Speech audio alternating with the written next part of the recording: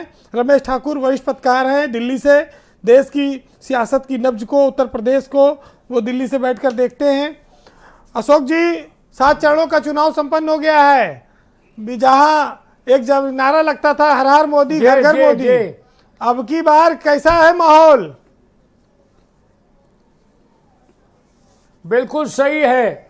और अभी अपने साथी बोल रहे थे तो लगता है चुनाव परिणाम आ गया। ऐसा नहीं है। एक सज्जन ने, आप तो वीरेंद्र भाई गांव के रहने वाले हैं, एक कहावत है ना कि एक आदमी बाल बनवा रहा था तो नाई से पूछा कितना बाल, तो उसने कहा वो तो सामने ही आ जाएगा, 10 तारीख को सामने आ जाएगा।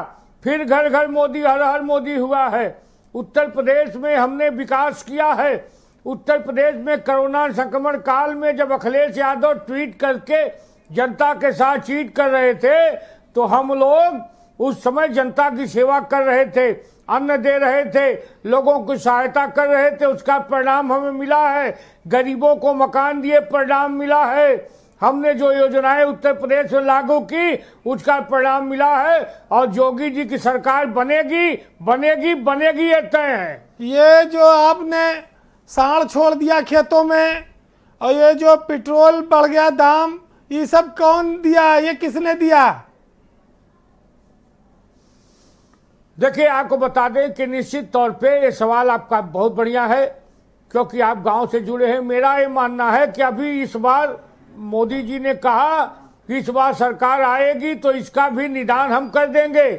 बढ़ोतरी की जहां तक बात है पेट्रोल में, निश्चित तौर पे कोरोना संक्रमण काल था, उस दौर में निश्चित तौर पे जो बढ़ोतरी हुई है, एक आपातकाल था, एक संक्रमण काल था, वो पूरे दुनिया में पेट्रोल की कीमतें बढ़ी हैं, उससे हम वंचित नहीं रह पाए।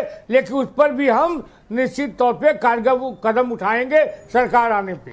पांडे जी, अब तो देखो चुनाव खत्म हो गया है, देर सवेर रात में भी आज कुछ दाम साम बढ़ सकता है, महंगाई का झटका लग सकता है, लोग तैयार रहे। उत्तर प्रदेश में चुनाव समाप्त हो गया है, मतदान, अब सिर्फ मतगणना होनी बाकी है। सरकार जो चाहे मनमाने फैसले ले सकती है।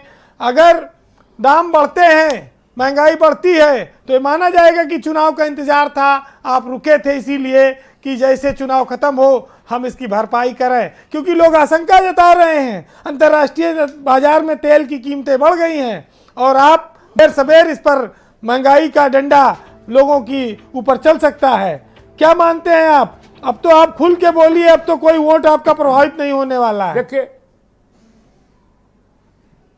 देखिए, इसके पहले जो भी तो चुनाव होता रहा। मेरा ये मानना है वीरेंद्र भाई कि उत्तर हिंदुस्तान के अंदर आज जो यूक्रेन का युद्ध चल रहा है, पूरे देश में, पूरे दुनिया में पेट्रोल की कीमतें बढ़ी हैं, तो निश्चित तौर पे भारत अछूता कैसे रहेगा।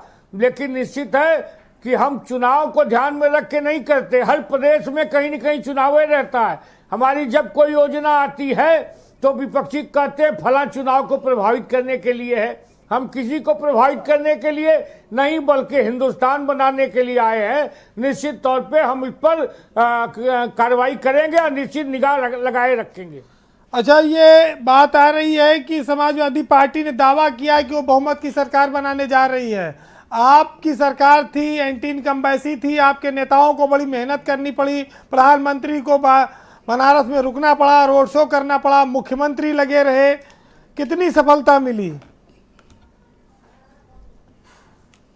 देखिए, हमें कोई डर नहीं था। हमारे यहाँ प्रधानमंत्री भी भारतीय जनता पार्टी का एक सामान्य कार्यकर्ता है और मुख्यमंत्री भी।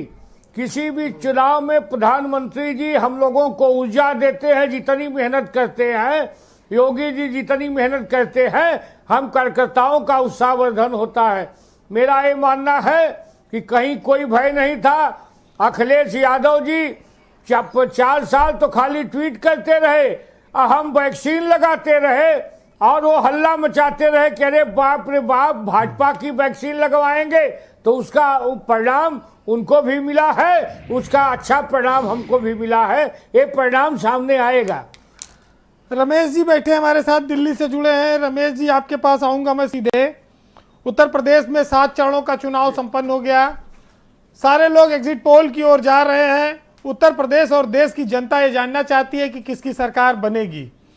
लेकिन अभी थोड़ा वक्त है, थोड़ी देर में एग्जिट पोल आएगा।